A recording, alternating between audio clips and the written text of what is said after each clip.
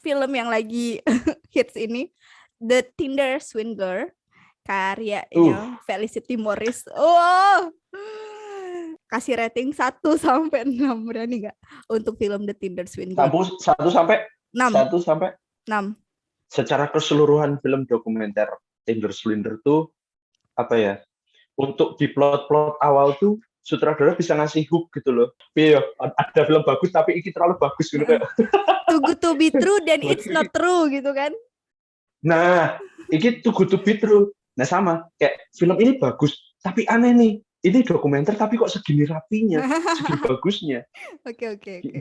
Ya ntar kalau misalnya Aileen nonton ini ya kasihlah seberapa lah untuk Cecil ya gitu. Sama Mbak Aileen, aku tahu Anda cerdas. Ada game master dalam cerita itu, tapi mohon maaf itu uangnya Mbak Cecil sama uangnya Mbak Pernila ya. Minta tolong dikembaliin. Hai guys, sebelum nonton video ini kalian bisa support aku dengan klik tombol subscribe, dan kalau misalnya kalian suka dengan video ini jangan lupa share ke teman-teman kalian. Terima kasih. Bismillah. Iya, recording. Lutfi sibuk apa? Pertanyaan halo. Guys, ini teman aku dari S1 film dulu. Lutfi. Sekarang dia ini pekerja seni komersial. PSK ya, Bo? Kurang lebih demikian ya, sebut saja Mawar. Sekarang lagi produksi apa, Lut? Untuk beberapa bulan ini aku masih in-house di salah satu tempat di bagian tim kreatif. Terus mungkin kedepannya pengen balik lagi ke dunia persyutingan. Untuk produksi film lah, kayak gitu. Oh, oke. Berarti ini apa? Konten YouTube atau apa? Itu kayak gitu kok. Konten-konten bukan? Kurang lebih kayak gitu. Jadi bikin konten buat di YouTube, buat kita lempar ke YouTube, terus ke Instagram atau buat yang lain. Intinya sebenarnya tim kreatif yang aku kerjakan sekarang untuk membantu marketing sih sebenarnya, buat penjualan sesuatu produk gitu. Oh, gitu kerja sih. di bagian ini ya, marketing produknya itu. Oh, iya. Betul sekali. BTW Lutfi ini ternyata baru setelah aku nonton film apa kemarin, Lut? Netflix. Oh, ini Penyalin Cahaya. Pas apa banget tuh? Penyalin Cahaya. Pas dia lagi nulis story apa dia story di WhatsApp sih. Yang ternyata dia juga story di WhatsApp ngobrolin apa cuman sekedar poster ya Penyalin Cahaya. Terus langsung ini dong, aku kan orangnya on fire banget pas lagi aku seneng banget sama topik itu. Terus ada orang yang satu frekuensi langsung aku chat dong. Wah, gitu kan. Karena tuh banyak banget kemarin yang pro dan kontra si Penyalin Cahaya kan, sampai temanku juga ada yang nggak mau nonton, Lut.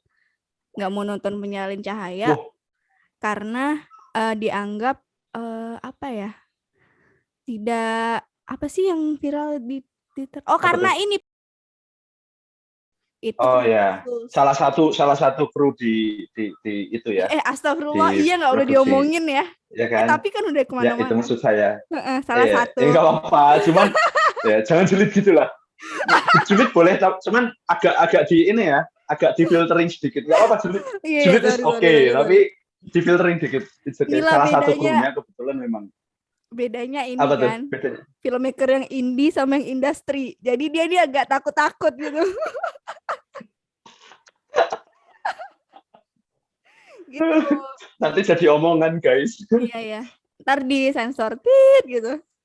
Nah, habis itu kan kita diskusi lah soal si film itu. Dan ternyata si Lutfi juga masih on fire juga waktu itu. Jadi pas diskusi juga ngena, walaupun emang aku tinggalin dia beberapa kali. Sorry ya. Iya sih. Bayangkan bayangkan teman-teman ketika on fire banget buat review film gitu ya, atau review sesuatu lah, terus dapat temennya buat diskusi, review kita lempar banyak perspektif gitu, terus tiba-tiba ditinggalin 2 hari, dan tiba-tiba dia WhatsApp, kamu masih on fire nggak kita bahas ini? Kayak what the fuck? Ya ayo, aku bilang ayo kalau mau bahas lagi aku masih siap. Ayo. Enggak, aku tuh merasa bersalah kayak Aku tuh kayak mau bales, tapi tuh waktu itu lagi sibuk Lut, kayak ntar kalau misalnya ngechat soal film ini itu harus fokus gitu. Karena tuh yang Oke, oke. diobrolin tuh bukan hal yang sepele kan Lut, kayak ada teori-teori film yang masuk gitu loh. Kayak, berarti bahas apa nih gitu. Oh ini. Tahu konfirmasi lagi nih. Ini bener nggak ya ini ngomong Lutfi gitu kan. Nah kayak gitu. Jadinya agak lama Lut. Ya, ya, ya. Sorry ya Iya, ya. Lut. Apa, it's okay. It's okay. Tapi bahasanya sangat menarik. Buat Iya. info buat teman-teman aja yang nonton podcast ini ya. Kebetulan Vera tuh punya perspektif yang Widih. cukup tajam. Tidak cuman omongannya mungkin ya. Pemikirannya juga cukup tajam, teman-teman. Asli. Sorry keceplosan. Sorry Lebay. keceplosan. Anak teh. Anak teh gitu emang Lut. Tapi kan jadinya banyak yang nggak suka kan jadi. Makanya kalau ada sesuatu tuh jangan banyak pikir aja, udah dirasain aja. Jadi anak feeling aja. Iya udah dirasain aja. Ya gitu. Kembali ke laptop. Nah cuman nih kemarin pas aku habis nonton apa namanya si film yang lagi hits ini, The Tinder Swindler, karyanya Felicity Morris. Aku nggak lihat itu bukan karena WhatsApp story-nya Lutfi ada ngobrolin Tinder Swindler, enggak, tapi aku keinget ini harusnya Lutfi udah nonton nih gitu kan. Ya udah aku chat lah dia. Aku tuh baru nonton setengah itu, enggak nyampe setengah. Cuman seperempatnya kan, karena kayaknya udah ngantuk gitu. Lah dia malah spoiler coy. Dia ngomongin Simon dong malah itu kayak sorry. Aku kasih tahu gitu. Makanya aku nggak balas kan, aku nggak mau bahas dulu nih gitu kan. Iya sih. Bahas dulu. Ya udahlah, tapi nggak apa-apa lah. Ya, soalnya Vera nggak bilang kalau dia nontonnya udah selesai. Dia cuma lempar umpan gitu. Kamu udah nonton nggak sih? Ya udah, perspektifku. Oh berarti dia udah udah nonton nih. Ya udahlah, aku bikin satu pembahasan aja. Gitu. Ternyata kembali lagi dicuekin aja udah gitu kayak, it's gone. Kayak mancing doang, dijawab gone. Aku tuh nyuekin karena aku dia kenapa bahas? Aku belum bisa bahas dulu soalnya kayak aku baru nonton. Ya nggak usah nanya berarti. Salahnya Anda nanya. Asik akhirnya teman-teman pria bisa menyalahkan perempuan. Kalian sudah bisa saya wakilkan untuk menyalahkan salah satu perempuan ini ya kan. Harusnya aku nggak chat ya. Tunggu selesai baru aku chat. Itu lebih baik, jadi kan langsung bisa bahas. Tapi akhirnya dengan ngechat itu kan akhirnya Mbak Vera ngajak saya untuk berkunjung ke podcast buat ngobrolin ini. It's honor for me. Podcast yang penontonnya nggak nyampe 100. Tapi ya nanti insya Allah kalau aku yang isi kayaknya bisa 2000. Minimal amin. Ya, ini amin. Konten idealis banget sumpah. Nggak nentuin nggak pakai pikir yang lagi viral apa, yang penting yang aku suka aja udah. Oke. Lutfi. Apapun lah. Kasih rating. Gimana? Kasih rating 1 sampai 6, berani nggak untuk film The Tinder Swindler? 1 sampai 6. 1 sampai 6. 1 sampai 6. 6. Jadi tengah-tengahnya jadi misalnya kenapa 6? Jadi misalnya ya biasa aja, tapi biasa ajanya ini bagus atau tidak gitu. Nah kalau biasa ajanya bagus berarti di 5. Kok 5 sih, di 4. Kalau biasanya jelek berarti 3 gitu. Berapa 1 sampai 6? Kalau pakai koma boleh? Apa harus 4, 5? Boleh 6? Boleh. Tapi komanya jangan yang 4,00125 gitu, jangan. Komanya enggak gitu dong. Komanya ini bukan 0,5 aja. 0,5 aja gitu. Oke. Buatku ini bagus, mungkin mendekati 5 ya. Penilaian subjektifku. Mendekati 5. Harusnya mungkin 5, cuman kalau penilaianku tuh ya 4,8, ya 4,5 lah. 4,5. Sudah enak untuk dinikmati, sudah enak untuk diberikan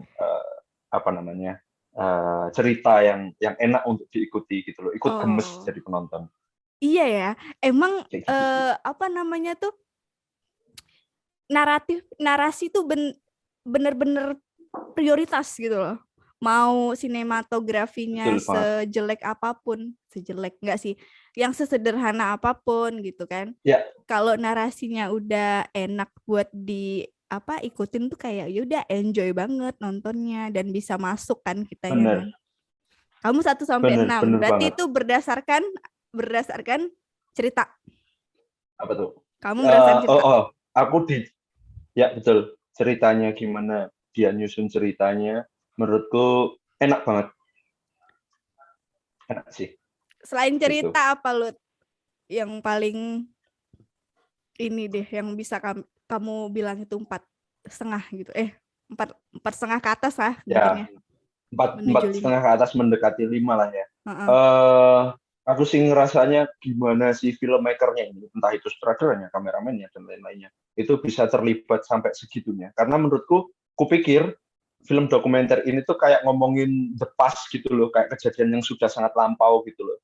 Tapi ternyata bahkan di film ini, spoiler alert ya guys, sorry ya, bukan bermaksud untuk spoiler, tapi buat Udah teman-teman spoiler. yang mungkin nanti ya, buat teman-teman nanti yang belum nonton dan dengerin ini duluan, mending nonton dulu baru dengerin kita Jadi bacot gitu, dengerin kita ngomong.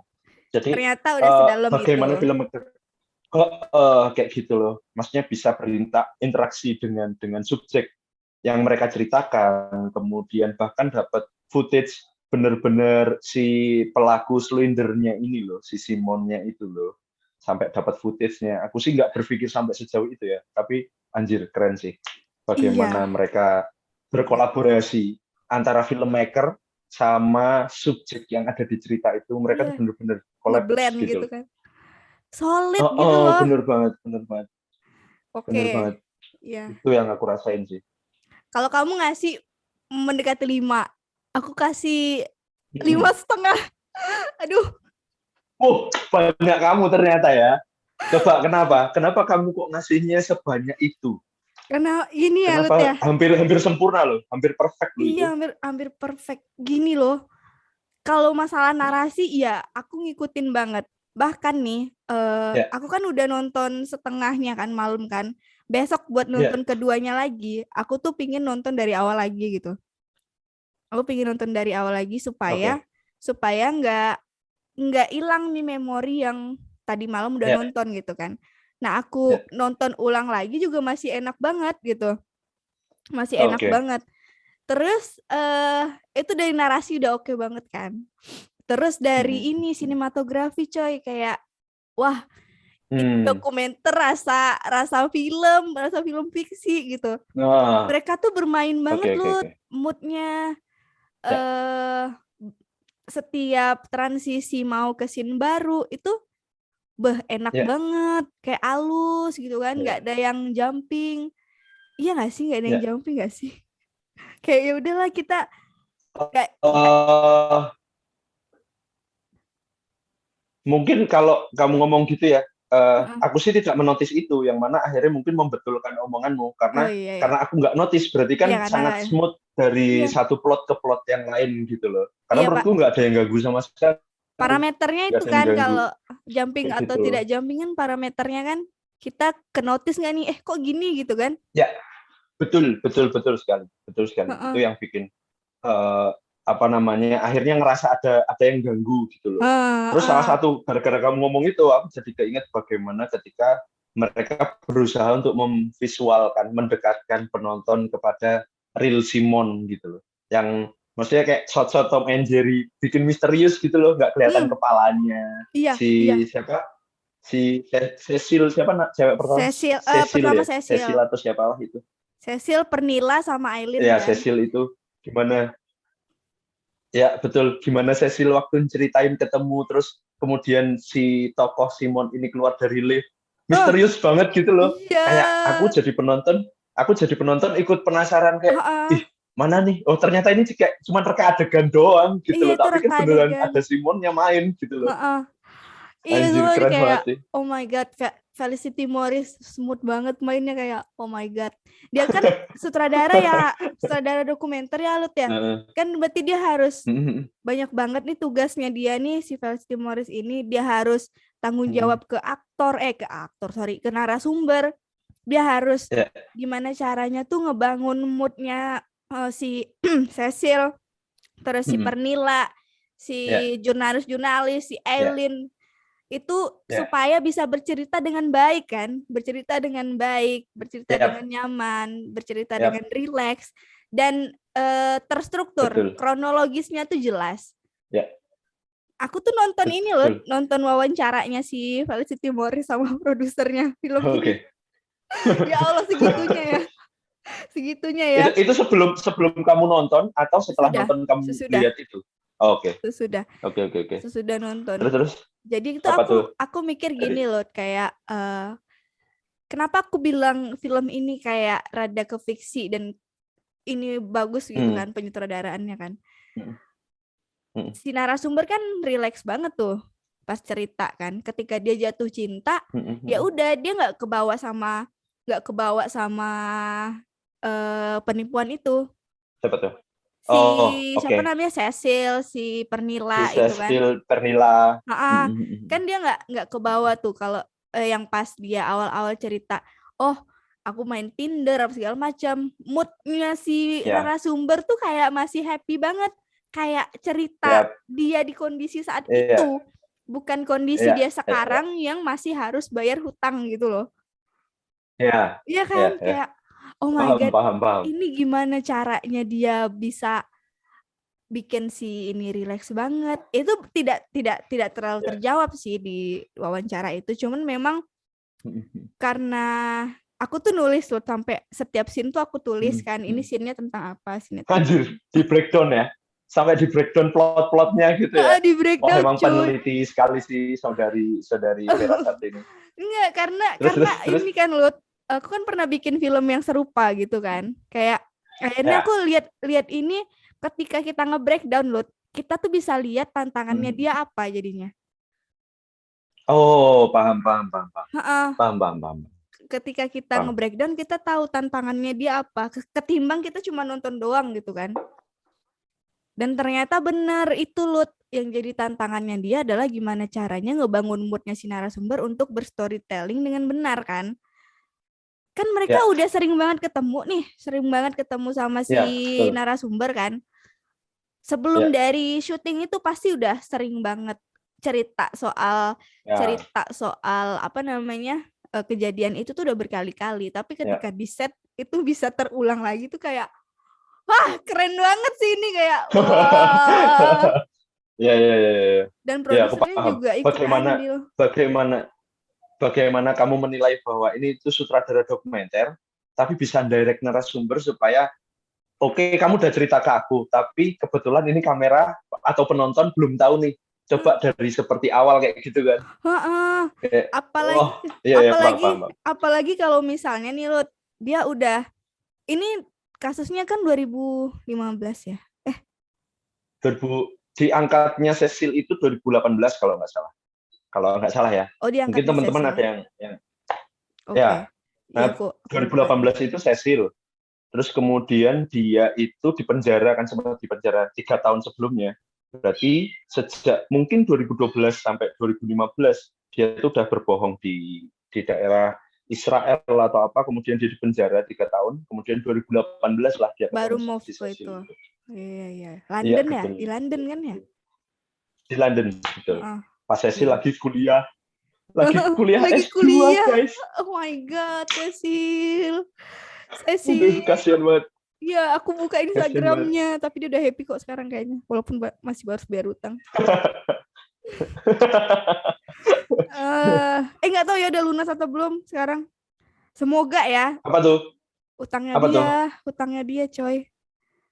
Nggak mungkin lunas dong 2018 nih. Ya kan, ke 2002. Sekarang katakanlah masih akhir 2021 ya, karena baru Februari.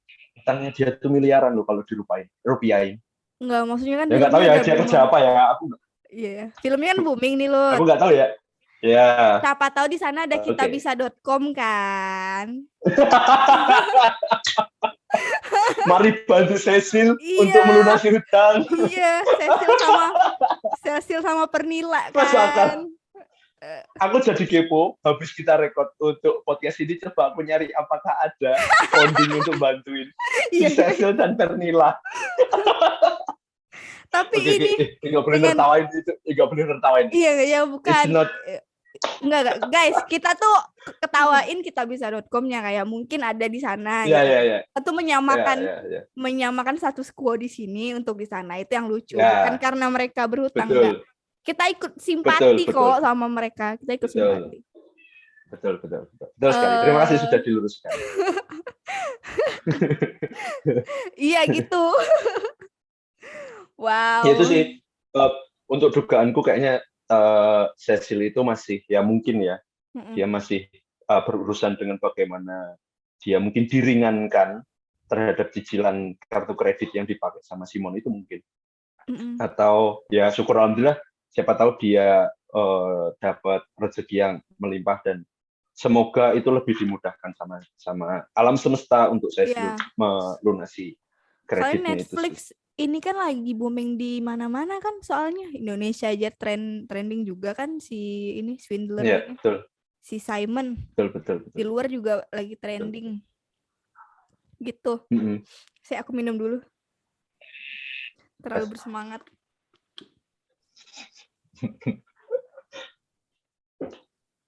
Tapi itu ya Lut, Simon kan looknya emang kelihatan cakep banget dan meyakinkan.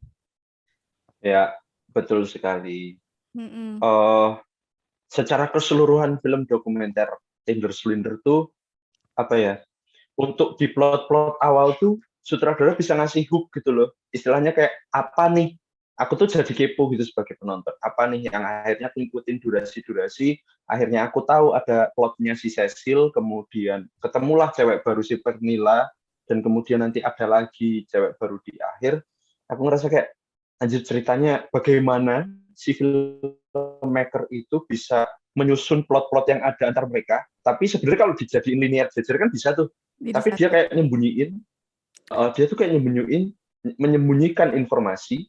Kemudian ketika plot di sana, aku sebagai penonton kayak, oh dia jalan sama Pernila. Apakah dia jalan sama Pernila itu waktu izin bertugas sama Cecil? Lah kayak gitu loh. Iya.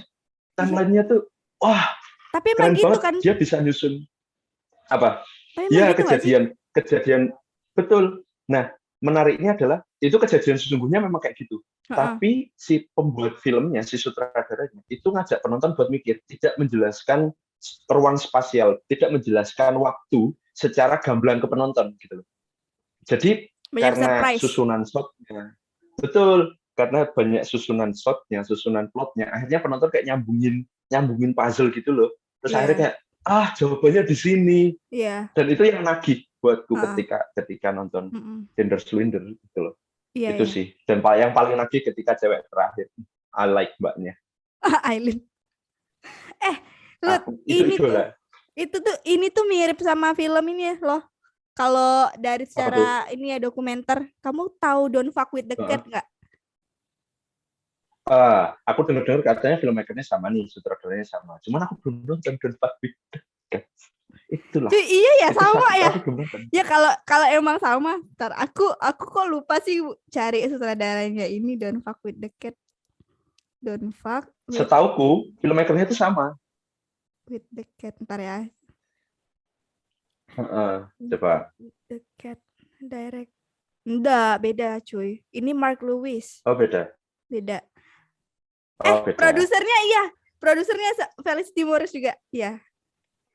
Iya, filmmakernya sama, cuman beda posisi. Sutradaranya, aku sempat tahu itu, cuman aku nggak tahu apakah sutradaranya atau produsernya atau kameramennya atau tim kreatif yang buat nyusun plot-plotnya, nggak tahu. Itu sih. Samanya apa? Kan kamu udah nonton nih. Samanya ini. Samanya secara form, secara style sama gitu. Jadi dia kayak bikin pengakuan, bikin cerita yang kronologis dan memunculkan orang-orang baru di situ untuk mencari siapa yang bikin video penyiksaan terhadap kucing. Oke. Iya. Kayak video, kayak film pencarian gitu ya istilahnya, Iya, ada kasus terus kemudian banyak orang yang mencari iya. ini siapa Heeh, pelakunya, tapi ada iya. cerita di balik itu kalau nggak salah gitu ya. Iya ada. Hmm, Kamu nonton deh, aku menarik nggak mau spoiler. menarik menarik. Nonton di ini, ada Oh di, iya, siap. bentar. Kalau nggak salah Di mana? di, bentar ya, di Disney apa Di ya? Oh, Disney Netflix Star. ada. Netflix ada. Oh, Don't Fuck Netflix. with the Oke, Cat. siap. Akan masuk watchlist. Sebenarnya Yes. udah lama ya itu film ya, cuman nggak tahu Udah lama, udah nggak lama. tahu. Aku sampai sekarang juga belum nonton itu. Don't Fuck with the Cat. Itu Terus sih. kalau dari apa namanya? Mungkin banyak ya yang film yang kayak gini ya. Kalau fiksi secara kemasan ini tuh mirip sama film Searching nggak sih? Searching ya, bagaimana nyari apa namanya, ini sumbernya di mana nih kayak gitu kan. Alurnya sih hampir mirip sih aku ngerasain. Alurnya hampir mirip karena di dokumenter ini kan memanfaatkan gadget ya, baik itu Maps, baik itu laptop, kemudian handphone, kemudian CCTV, sosial media. sosial media. Betul, kayak gitu-gitu sih. Kalau nggak pendekatannya salah, menggunakan cerita-cerita itu. Sama ada ini. Nah, kamu kan apa tuh? The Cyberbully juga ada tuh. Kamu dulu. Aku belum nonton. Cyberbully filmnya, iya sama kayak gitu. Sama Unfriended Dark Web, tahu nggak Unfriended Dark Web? Oh, Unfriend, tahu. Yang tahu, ini, tahu, yang tahu. di Skype. Itu, ya. Sumpah kayak keren banget sih, itu juga keren sih. Dan itu apa, Unfriended itu keren. Don't fuck with. Oh nggak ada di berarti nggak di Disney kayaknya, di Netflix tuh Don't. Bukan. Oh di Netflix, siap. Nanti cobalah aku cari. Terima kasih referensi. Iya. Berarti dari film yang tadi buat tonton dan yang buat sebutin itu, yang mungkin hampir mirip dengan apa namanya, dengan film Tinder Swindler, yang buat tangkep. Aku sih dari apa penjelasanmu dan nyamain dengan Searching kan, bagaimana elemen-elemen yang dimanfaatkan kayak gadget, kemudian sosial media dan lain-lain. Berarti itu masuk ke pendekatan yang gimana tuh? Apa gayanya gimana menurutmu? Kalau yang Tinder Swindler sama si Don't Fuck with the Cat itu memang dia kalau dari pendekatan dokumenter kan memang narasi ya. Jadi tuh irisannya tuh sangat tipis sama fiksi sebenarnya. Dokumenter yang memang ngisahin cerita pribadi itu sifatnya subjektif loh, jadinya kayak bisa aja ada orang yang nggak percaya sama film ini, bisa aja karena itu kan semua cerita dari si ini loh, dari si pengalaman pribadi yang mungkin. Nah, kesubjektifan itu tuh yang jadi penilaian, yang bisa jadi parameter ini filmnya bakal jadi dokumenter yang beneran atau dokumenter yang punya misi lain nih. Tapi nggak apa-apa sih, misi sutradara kan harus punya misi kan sebenarnya. Dia harus posisi di siapa nih, posisinya dia untuk nge-support si siapa namanya, Cecil, Pernilla, Aileen dan lain-lain, atau buat netral gitu kan. Nah, sementara yang Unfriended, Searching dan lain sebagainya itu film fiksi yang dibuat seolah-olah seperti dokumenter. Jadi sebenarnya semua mereka ini tuh kayak mungkin hampir akan ada di irisan yang sama, cuman bedanya itu yang satu di fiksi, yang satu ada di dokumenter gitu. Cuman daya tariknya jadi apa namanya ya, kayak energinya mereka sama gitu loh film itu ketika ditonton. Kayak ngerasa oh ini beneran nih gitu, ini kok kayak beneran. Nah yang si fiksi, nah kalau film itu fiksi, penonton ngelihatnya kayak mikirnya kayak ini film beneran apa enggak sih gitu kan. Nah kalau misalnya itu dokumenter, bentar, ini beneran dokumenter gitu kan. Nah iya bener. Aku sempat kepikiran itu. Jadi kayak ini beneran dokumenter, walaupun memang ada scene-scene yang karena tidak bisa melibatkan Simon ya. Akhirnya mereka mereka adegan itu membuat scene baru kayak gitu. Tapi tetap aja kayak ini. Salah satunya voice note gitu loh. Itu tuh nggak ada yang gambar dan visualnya cuma WhatsApp. bagaimana filmmaker itu bikin penonton percaya kalau itu Simon. Aku sih tanya itu ya. Kayak gitu loh. Piye gimana kalau misalkan aku juga nggak tahu Simon sesungguhnya gimana toh. Tapi piye nek misalnya itu didubbing sama talent misalnya. Iya. Saya tidak pernah berpikir positif, saya selalu berpikir negatif. Gimana misalkan? Oh my god, dia seuson misalkan banget. Kalau Iya. Gimana kalau misalkan ini tuh di set up gitu loh, Kak. Aku ngerasanya gitu ya, karena Cecil kan sedrop itu. Aku nggak tahu apakah Cecil memang sudah sengaja untuk menyimpan database dia chattingan sama si Simon, atau karena menurutku karena kadang menurutku ya, buat beberapa orang ketika punya masalah tentang perasaan itu tuh bakal ngeblokir orangnya, ya kan, nggak mungkin akan menghapus kenangan-kenangan dalam bentuk foto, suara, atau macam-macam gitu loh. Terus pertanyaanku ketika ada footage itu, ini beneran nggak ya? Karena kalau kalau si Cecil itu bener-bener sayang, harusnya sakitnya bener-bener sakit. Tapi kok masih ada database-nya ya? Dari mana nih? Apakah mereka minta bantuan WhatsApp buat tolong yang backup kemarin aku minta dong, mungkin gitu. Aku nggak tahu. Maksudnya yang ini, bisa bukan ya? sih dalam konteks ngubungin si Simon. Bukan. Bagaimana tim si pembuat film itu dapat datanya, dapat file WhatsApp, dapat file voice note dan lain-lain. Sementara file itu kan ada di Cecil, ya kan? Nah, terus kemudian aku tanya, Cecil itu terjebak di dalam hubungan sama Simon kan karena sebuah hubungan cinta serius ya, jenjang serius ya, cinta itu kan. Terus ketika putus kok masih di save gitu loh. Pertanyaanku itu sih. Karena kadang kamu nggak nge-save ya? Orang, tapi kamu nggak nge-save ya? Lo kok malah bahas ke situ? Nggak gitu maksud saya. Bentar ya, sebentar. Bukan begitu maksud saya. Maksudnya kan orang kan formatnya banyak nih. Apakah kok langsung ke situ sih, Mbak Vera? Apakah si Cecil ini salah satu orang yang maksudnya aku maksudnya aku cuman what if gitu loh pikiranku, apakah Cecil ini memang sudah berencana untuk berencana untuk melaporkan ke Simon, ke pihak berwenang, sehingga dia nyimpen database segitu banyaknya gitu loh. Itu sih. Gimana ya? Kayaknya itu ada di part ini nggak sih? Yang dia speak yang dia lapor ke news, ya. Kayaknya di ke part newspaper itu kan yang ke ya, yang sampai 480 sekian halaman chattingan dia sama Simon. Makanya dia masih save.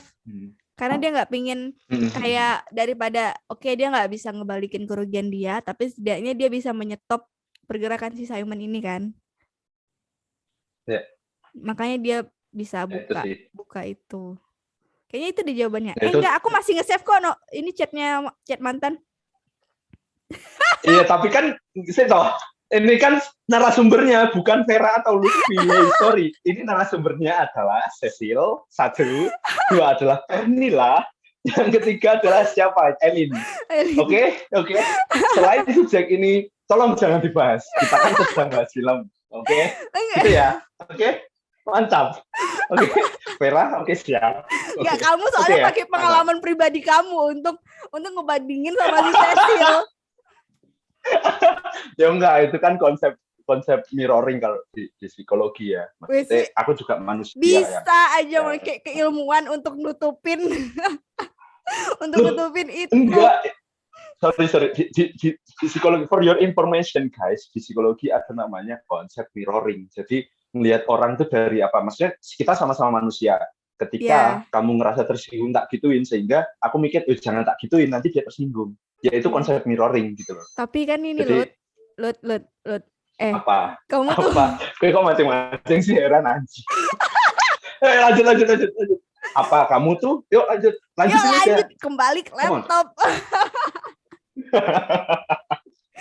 Ya itu menurutku salah satu elemen yang sangat penting di film ini adalah bagaimana filmmaker itu dapat database-nya, chattingan sama Pernila, chattingan sama Elin, chattingan sama si Cecil. Karena ketika nggak ada bukti itu, mereka tuh nggak bisa ngelibatin Simon. Nah, Simon di film ini itu di apa ya istilahnya diwujudkan lewat chatnya dia, lewat voice note-nya dia. Kemudian ketika ada yang personal banget itu dijadikan scene buatan gitu loh. Emang sengaja direka adegan, ini Simon kayak gini, Cecil kayak gini kayak gitu loh. Kayak ya itu yang akhirnya penonton ngerasa nggak dibohongin gitu loh. Penonton ngerasa dekat dengan ini bener sih, ini fakta sih kayak gitu loh. Iya sih ya, aku baru ini nih bener katamu. Simon ini tidak ada di sini, tidak terlibat dalam produksi film ini. Cuman dengan data digital itu Simon tuh seolah-olah bermain di film ini gitu. Betul. Kayak bermain di film ini. Memang makanya itu bahkan kalau misalkan footage-nya itu beneran asli yang Simon makan sama Pernilla dikasih jam terus dia ngerokok yang jadi iconic picture dari film ini ya, yang dia ketawa sambil merokok di depan hotel itu ya. Kehadiran Simon tuh cuma di itu loh di film ini. Tapi ketika film awal-awal dibawa, penonton tuh ngerasain ada Simon. Suaranya Simon, bagaimana chattingannya dia, kemudian bagaimana keintimannya ketika sama Cecil yang udah cerita bahwa mereka udah tinggal bareng, tidur bareng, kayak gitu. Kayak aku percaya aja kalau Simon ikut terlibat di cerita ini gitu loh. Itu keren banget sih. Bagaimana sutradara meyakinkan penonton bahwa ini nyata loh guys gitu loh. Itu keren banget sih. Iya, keren. Keren banget sih kayak. Aku tuh orangnya kalau misalnya ada film yang biasa aja, abis nonton ya udah biasa aja, sebiasa aja itu gitu kan, sampai nggak mau bahas apa sih gitu. Nah kalau ada film yang bagus banget tuh kayak anjir film bagus banget gitu kan, sampai itu tuh bisa diobrolin sama setiap teman-teman yang baru ketemu. Udah nonton ini loh. Padahal mereka kayak udah biasa aja sih. Oke. Ya itu permasalahannya, kamu tuh terlalu tajam dalam berpikir dan ngomong. Itu jadi lawan bicaramu tuh udah aduh berat aduh tajam nggak nyampe gitu mungkin. Bukan nggak nyampe, energinya nggak sama gitu. Ya kebetulan karena kita sama-sama ekstrovert ya, jadi banyak bacot, mari. Banyak bacot. Oke, ini Lot. Apa tuh? Kadang tuh aku ngerasa karena ini terlalu rapi dan terlalu tertata sampai yang dia di luar ngerokok itu, aku tuh nah itu yang bikin aku ngerasa ini kayak kok jadi settingan gitu loh. Yap. Itu kan spy kan, dia kan lagi jurnalis lagi di atas gedung, kameranya ngarah ke depan hotel ya. Ngarah ke depan hotel. Oh si Simon ini kok kayak lagi action di depan kamera ya gitu kan, wajah-wajahnya gitu kan. Atau nah itu kan bikin aku jadi mikir, ini beneran gak sih film ini jadi film yang film dokumenter gitu kan, scene itu. Tapi mungkin bisa ini kali ya, kayak ya memang mungkin saat itu si Simon lagi acting di depannya si Pernilla kan, jadi aku ngerasanya dia juga lagi acting di situ. Ya. Aku snuzon banget kan. Dia kerekam. Ya memang sebenarnya saya sedang membangkitkan jiwa-jiwa julid Anda. Yuk keluarkan lagi. Ada yang lain? Ada yang lain? Yuk keluarkan. Ada lagi. Nih Lot, aku mau nanya. Apa tuh? Aku punya scene favorit di film ini, yaitu setiap scene yang nungguin ada tulisan Simon online, ting gitu. Nah itu aku seneng banget kayak, oh my god, iya bener, orang kalau lagi suka sama seseorang gitu kan, cowok atau cewek lagi suka sama cowok atau kebalikannya, ketika ngechat itu pasti nungguin ini orang online nggak ya. Nah ketika pas sama-sama ngeliat kita on dia on, itu tuh kayak happy banget gitu loh Lut.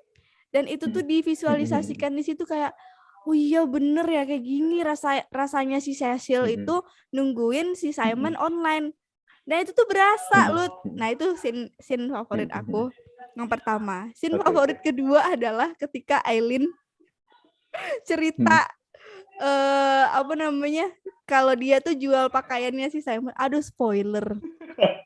Aduh. Nggak apa-apa, tadi kan sudah disampaikan bahwa ini spoiler alert. Buat teman-teman, ini adalah spoiler alert.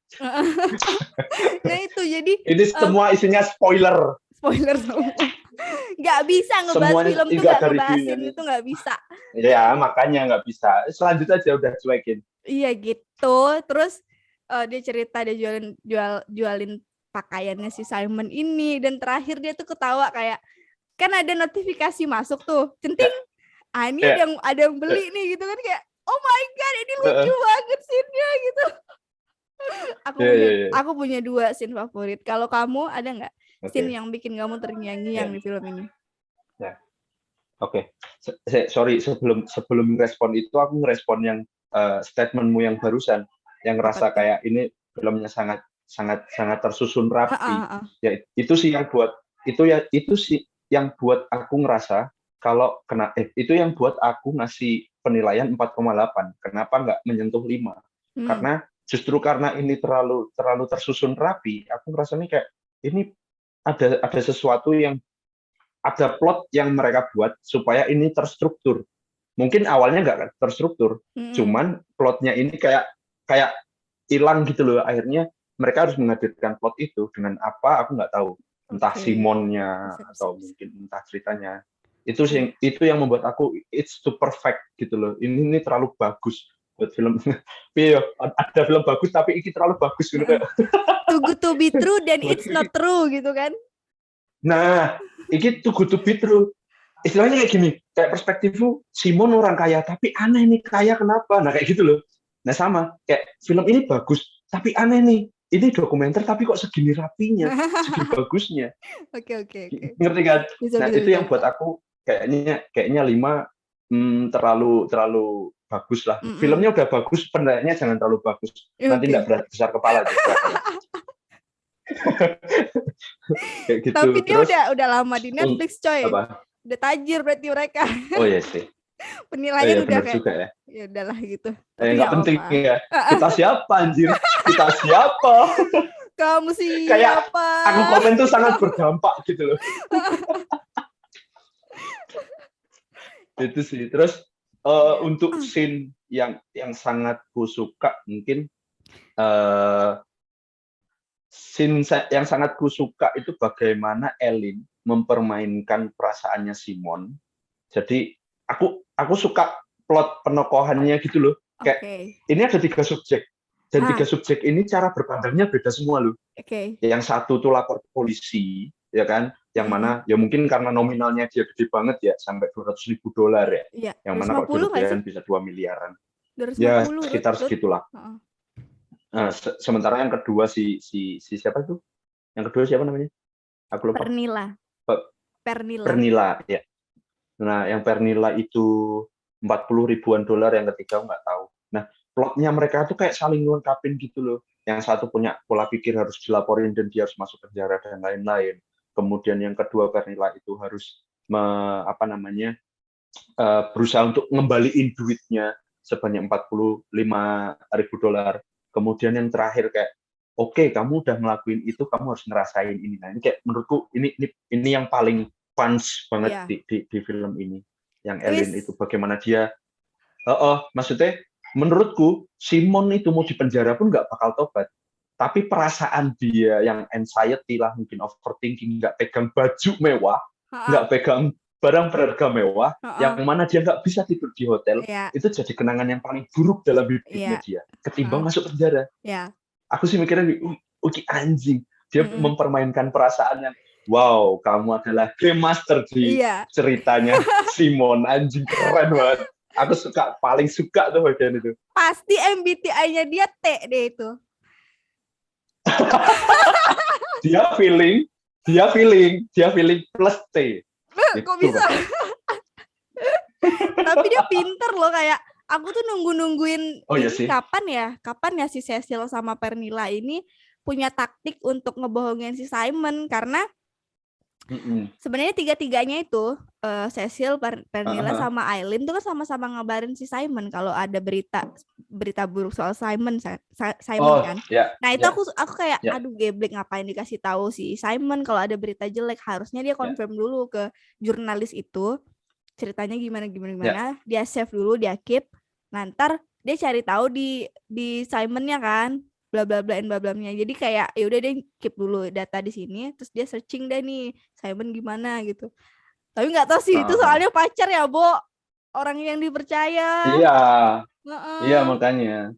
Ya gitu. Itu tadi pun kamu juga sebenarnya mirroring kan bagaimana perempuan yang suka ya chattingnya cowok online.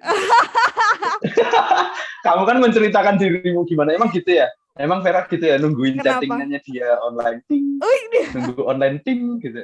Gitu ya. Terus akhirnya ketika diulang di film ini tuh kamu kayak dekat dengan kejadian itu gitu ya. Aduh, Bo, kayaknya semua gitu orang yang PDKT gitu nggak sih? Enggak ya? Oh, nggak tahu. Enggak, masanya aku nggak lagi PDKT, justru nggak tahu. Misalnya dulu pas PDKT kan ngeliat dia online. Oke. Ya, aku terus apa cerita. Ya kalau nggak apa-apa nggak gitu dong. Ya lanjut cerita. Terus. Oke, di-cut ya guys. Swindler.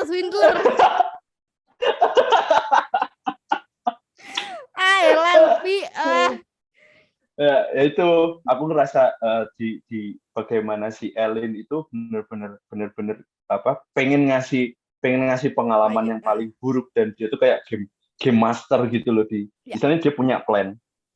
Yang menurutku keren adalah bagaimana, salah satunya ya, yang menurutku keren adalah bagaimana si Ellen itu tahu cerita semuanya, tapi dia bisa beradegan di depan Simon sehingga Simon percaya. Ya kan? Terus kemudian dia jadi game master, Simonnya yang ikut rencananya dia.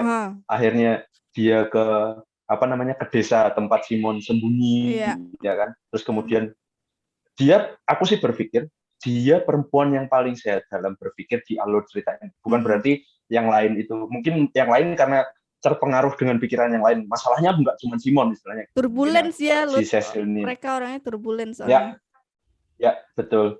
Karena gak asertif. Yang pertama ini asem malah Basro namanya. Karena yang pertama ini mungkin kuliah, ya kan? Yang kedua ini mungkin karir. Sementara yang Ellen ini bisa mikir kayak, oke, dia orang kaya. Kalau dia orang kaya, kenapa dia butuh bantuan pinjam uang? Kenapa nggak aku jual baju-bajunya yang mahal gitu loh? Dia berpikir sangat sehat menurutku. Akhirnya bisa meyakinkan Simon, sini tak jualin bajumu. Terus dijual dengan murah, uangnya nggak dikasih Simon, kayak itu kayak dan dia dapat untung gitu. Dia dapat untung lagi kan, jadi tuh kayak utangnya kebayar dan dia dapat duit lagi gitu.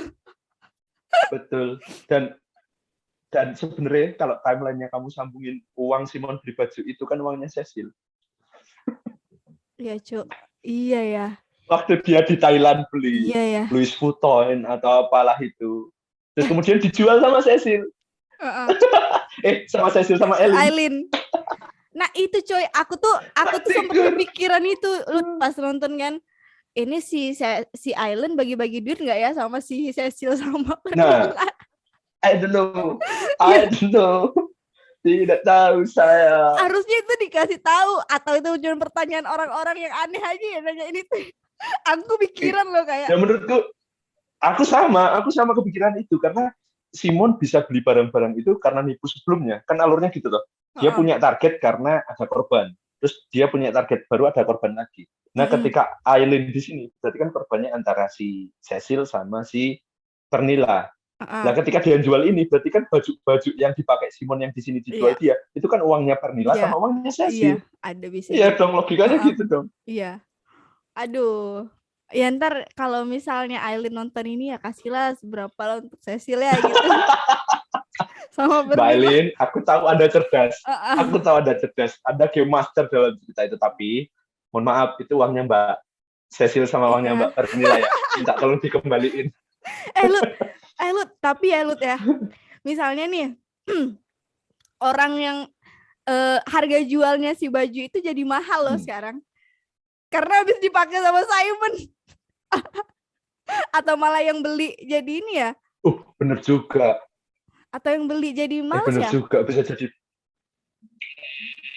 Ya bisa dua sisi itu sih.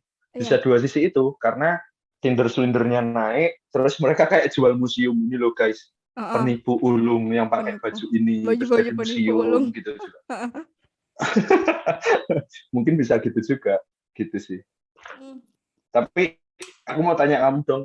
Apa? Ini buat kita berdua kan film ini cukup bagus ya. Ada hole nggak sih sebagai kamu kan juga udah pernah produksi dokumenter, tahulah gimana step-stepnya dokumenter. Kemudian ketika sudah direalisasikan jadi film, menurutmu masih ada yang bisa dimaksimalin atau itu udah yang paling maksimal sih dari Tinder Slinder itu? Apa ya? Mungkin itu ya Lut ya. Kayak yang kita sepakat ya tadi, ini film terlalu smooth dan too good to be true gitu. Ya. Karena kadang yang too good to be true tuh it's not true gitu. Betul.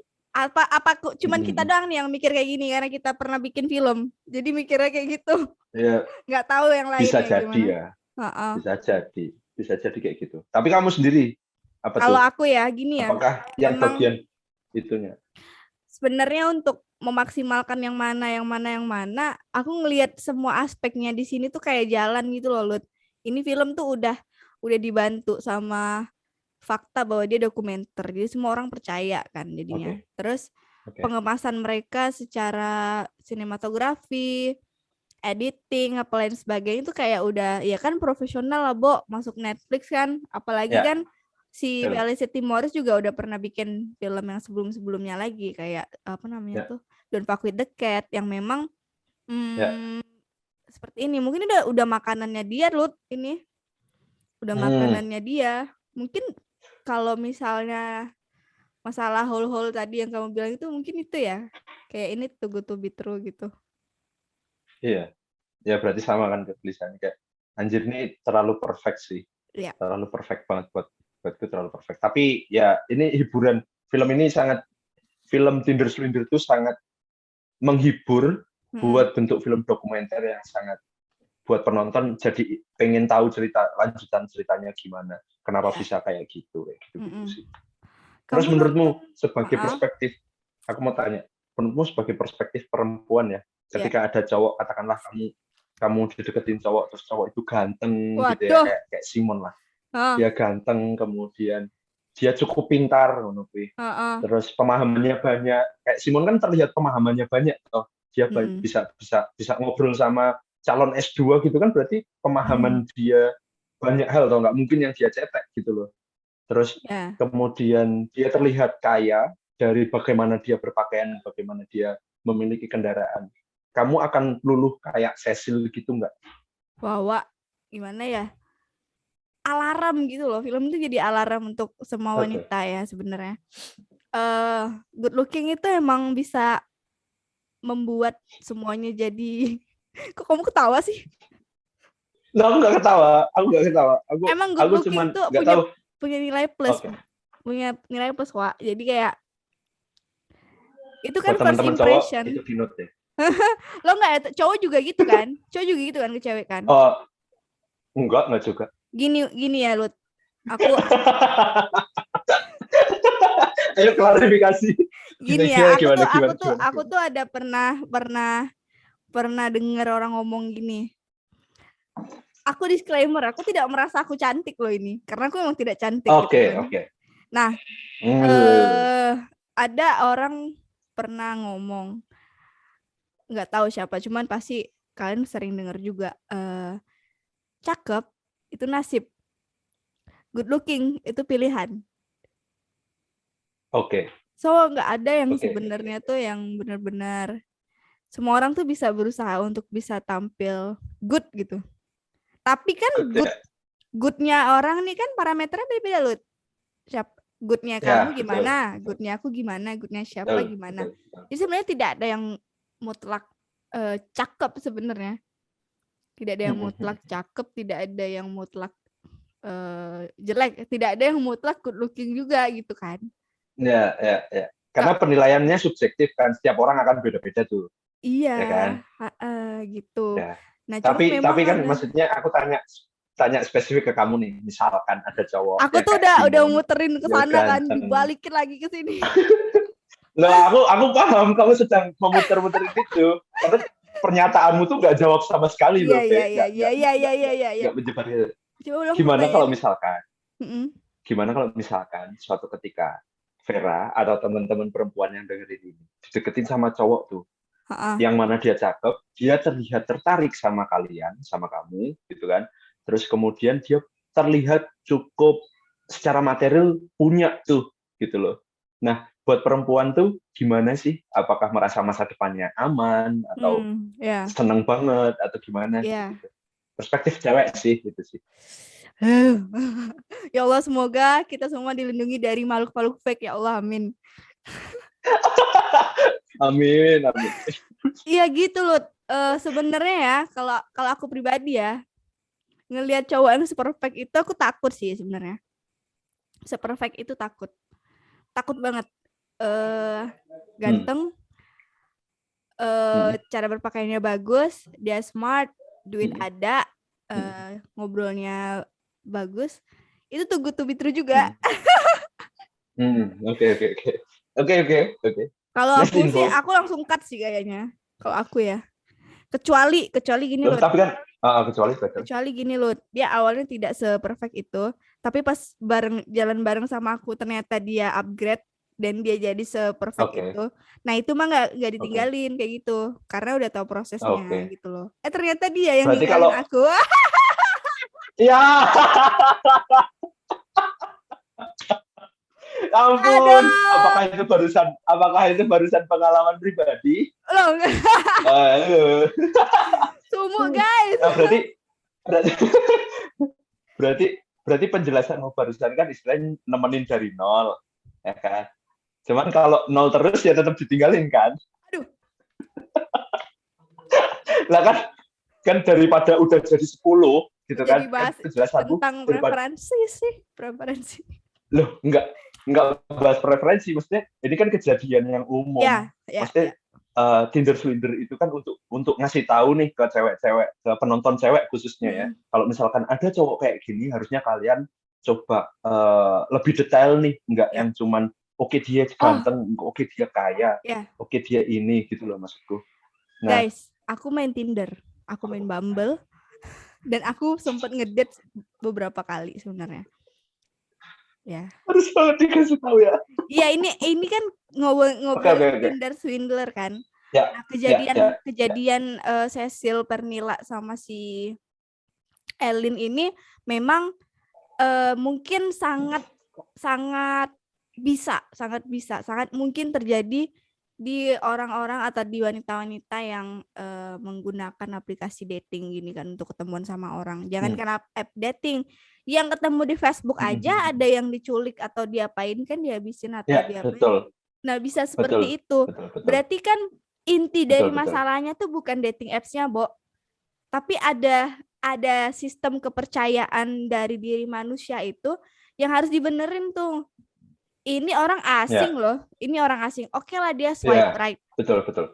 Dia swipe right kamu ya. Swipe right kamu dan berarti itu dia suka sama kamu gitu kan. By profile, foto. By foto yang your terpasang. ya, foto yang terpasang. Nah, seperti itu. Tapi apakah semua kehidupannya dia tertuang di aplikasi itu? Tidak, guys. Enggak, ada mungkin yang dia terlihat meyakinkan nih kayak si Simon Leview ini. Tapi ternyata itu hanya cerita yang dia setting gitu kan. Ada cerita fiksi yang dia setting untuk bisa bikin dia terlihat meyakinkan gitu loh. Karena sekali lagi Anda yang good looking itu punya poin plus, jadi mudah lebih diyakini.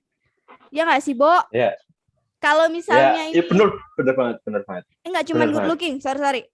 Bukan cuma good looking, tapi gimana caranya dia ngebangun backgroundnya dia supaya kelihatan meyakinkan.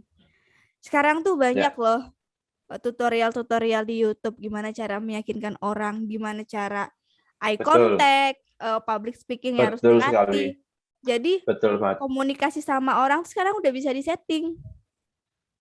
Interview aja ada tips and triknya kan?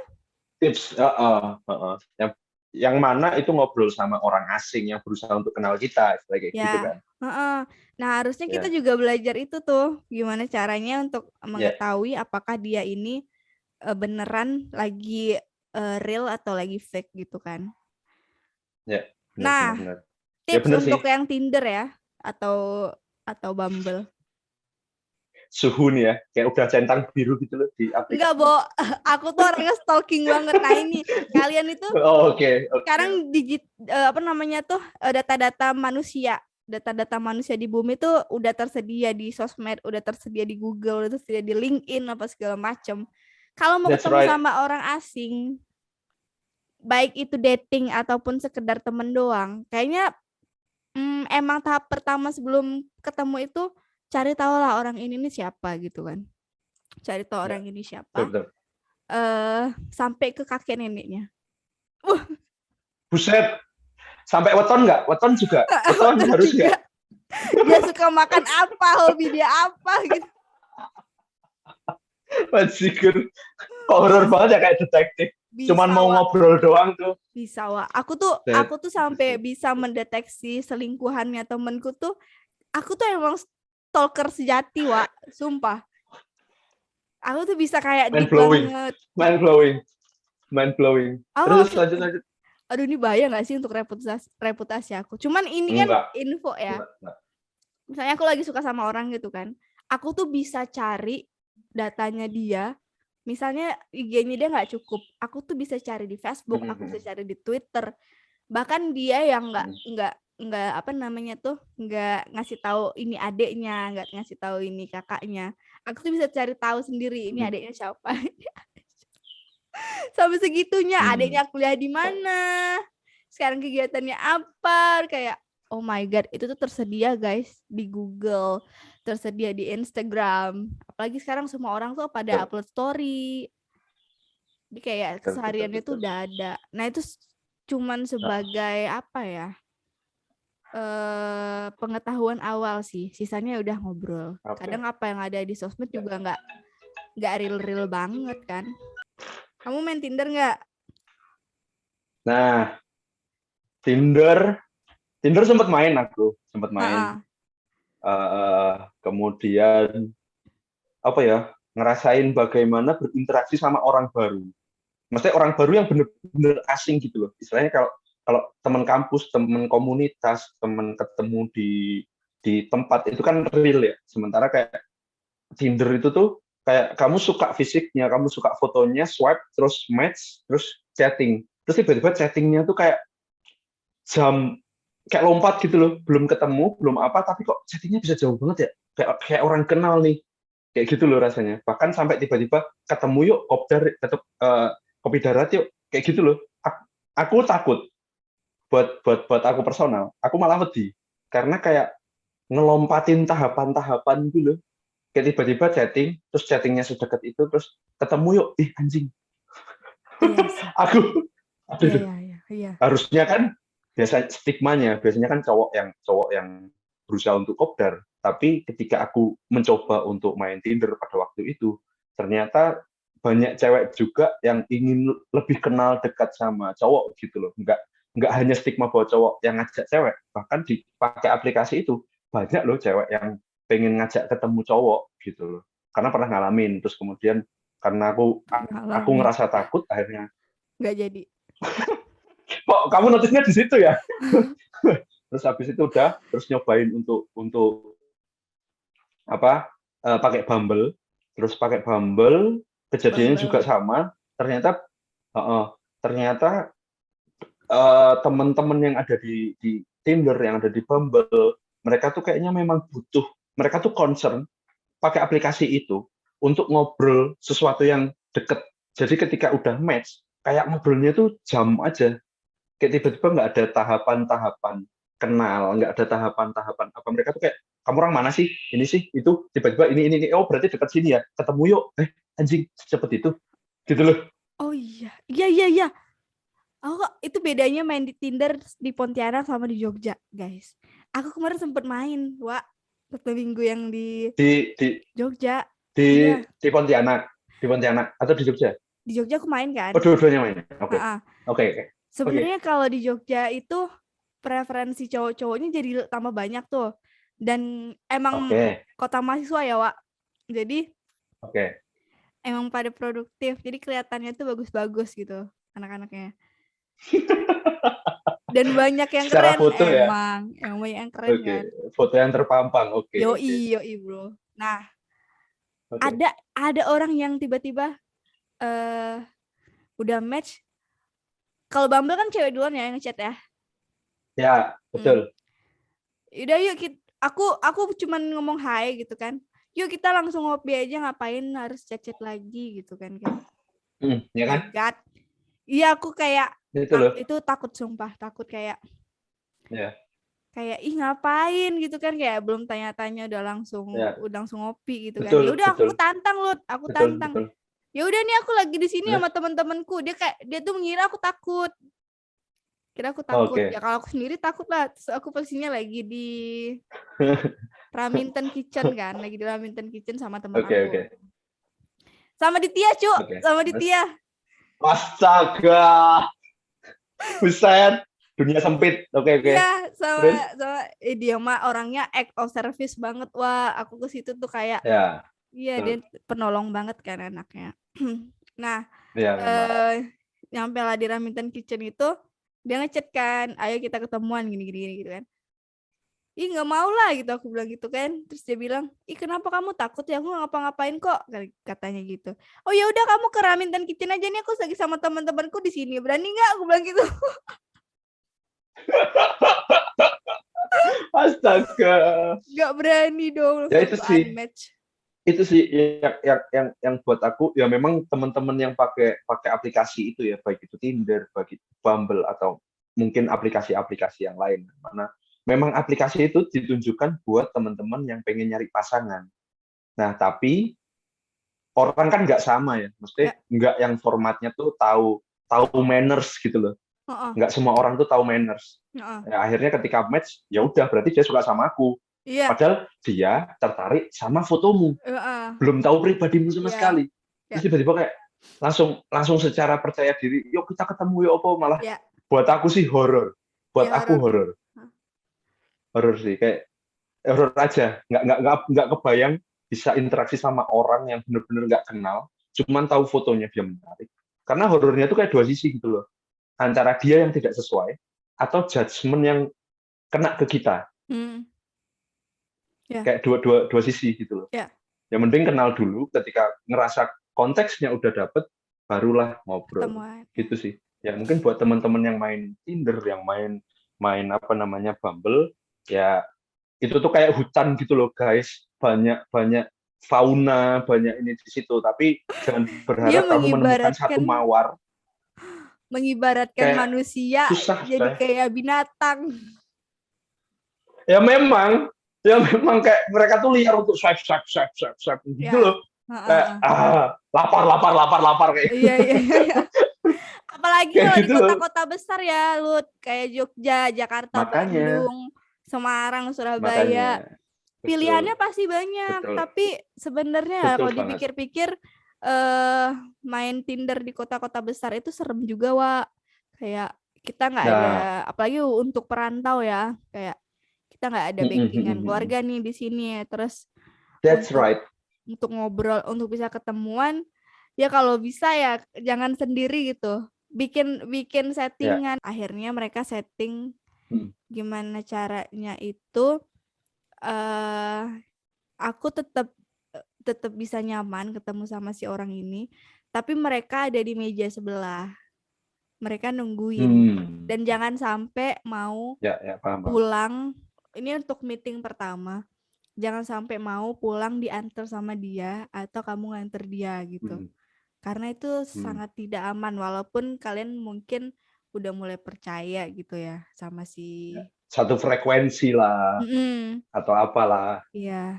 Nah, cuman beda itu ceritanya. Saran dari Vera yang udah centang biru ya, guys. Enggak guys, enggak. Nah, cuman Lut, kalau misalnya nih aku tuh lebih sering gue berasa udah banyak banget datingnya. Aku dikit doang. Bahkan terbukti bahwa itu centang biru. Enggak. Terbukti kalau cinta biru. Oke, lanjut. Oke, lanjut. Kalau misalnya kalian mau ketemuan sama orang atau kalian match sama seorang, cari dulu namanya di Google atau di Instagram. Kalau dia cuma ngasih inisial, nah ini agak-agak bingung juga sih. Bisa tanyain IG-nya apa mungkin. Kalau udah chatnya lama gitu, biar terasa sopan. Nah, kalau ada yang mutual, nah aku suka kalau misalnya ada yang mutual, Lut. Jadi tuh, dan mutualnya orang terpercaya gitu loh. Ya. Nah itu lebih aman ketimbang yang tiba-tiba match sama orang yang tidak tahu dia asalnya dari mana gitu, temennya ini siapa, dia sekolah di mana, tinggal di mana. Betul sekali. Serem juga, Wak, kayak gitu, ya kan? Betul sekali. Iya lah, kayak gitu. Ya gitu. Itu sih. Terus yang aku tangkap lagi ya sebenarnya kan banyak banget yang ngomong, kayak aku nonton kebetulan sama teman ketika nonton Tinder Swindler ya. Itu dia ngomong bahwa wah pinter banget. Pinter banget apa namanya si Simon ini bisa nipu banyak cewek gitu kan. Terus aku sih berpikir ini Simon nggak pinter.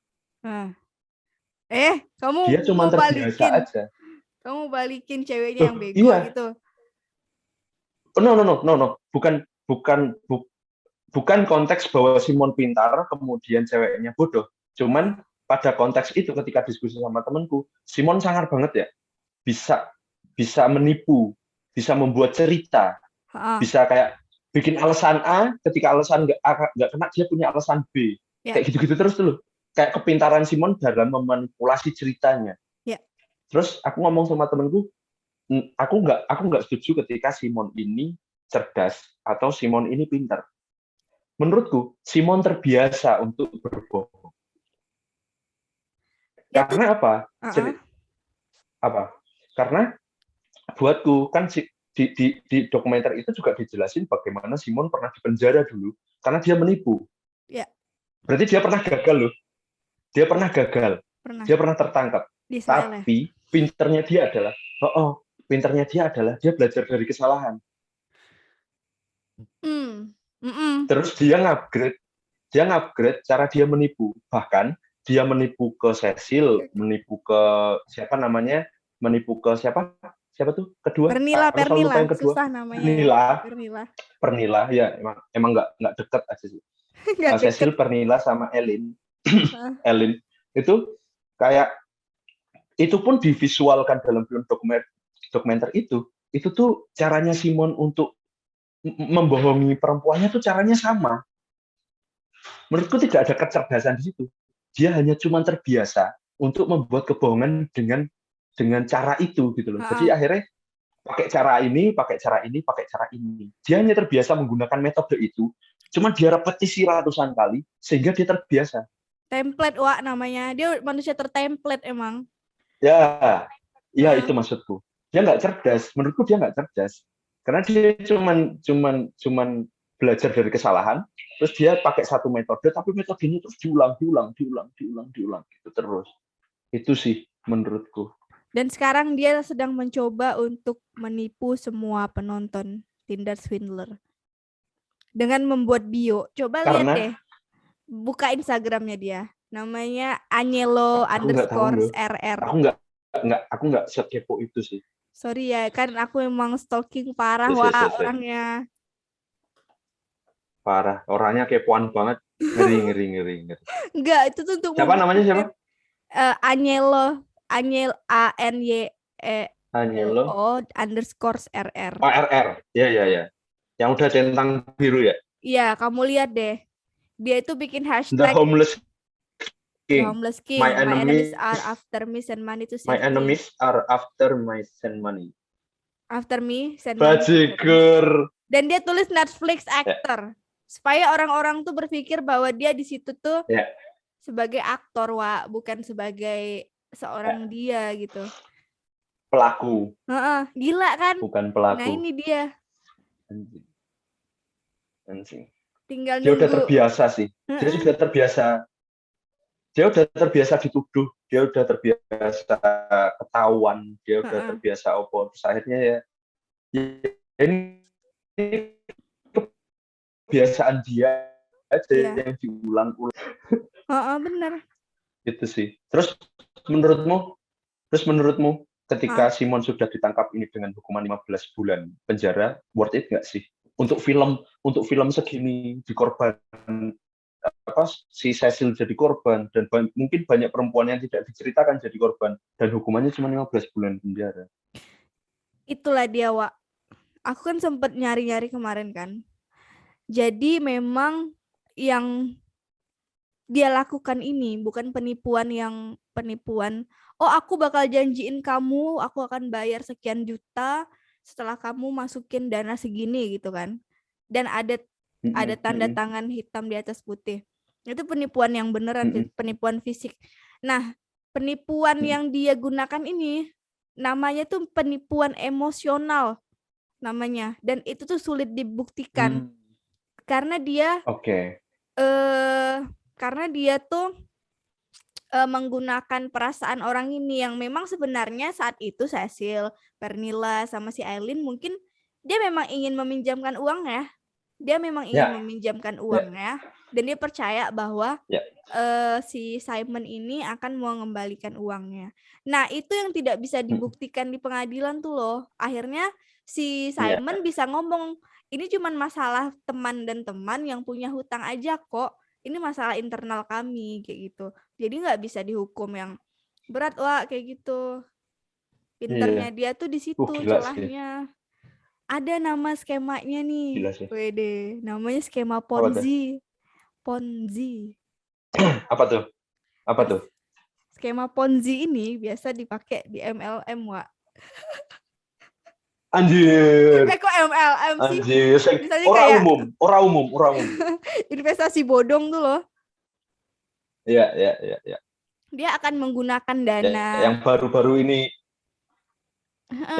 ini anget kan? Katakanlah binomo. Jadi dia akan menggunakan uang dari orang lama untuk ngasih ke orang baru kan. Nah, nanti orang baru ini kan jadi orang lama. Nah, diambil lagi untuk orang yang lebih baru lagi gitu. Ya. Anjir. Namanya bener. Itu caranya Simon. Iya. Ponzi namanya. Ponzi, Ponzi. Nice info. Berhati-hatilah teman-teman, berhati-hatilah. Iya. Gila. Apa kebalik ya? Iya gitu. Gara-gara perasaan. Iya gitu, Wak. Jadi kayak oh my god. Nah, permasalahan yang paling utama dalam film ini dan apa yang dimainkan emosi Simon tuh emosi dasar manusia loh. Ya, mencintai. Cinta. Iya, itu kayak rasa itu tuh menurutku tuh rasa cinta tuh salah satu alasan kenapa manusia hidup menurut loh. Dan itu alasan utama kayak mana ya mungkin ada lah beberapa orang yang pengen hidup sendiri, mungkin ada. Tapi secara mayoritas pasti banyak orang yang ingin hidup bersama dengan teman hidupnya gitu kan, dengan seseorang bersama dia kayak gitu kan. Nah, ketika udah memberikan kepercayaan itu kepada si Simon atau siapapun itu, terus ada orang yang mempermainkan itu, nah itu kan wah itu perasaan dasar yang dimanfaatkan sama Simon gitu loh. Ada trust bener. Ya itu kadang cinta kan emang bikin buta kan. Gimana? Aduh, nggak kelihatan.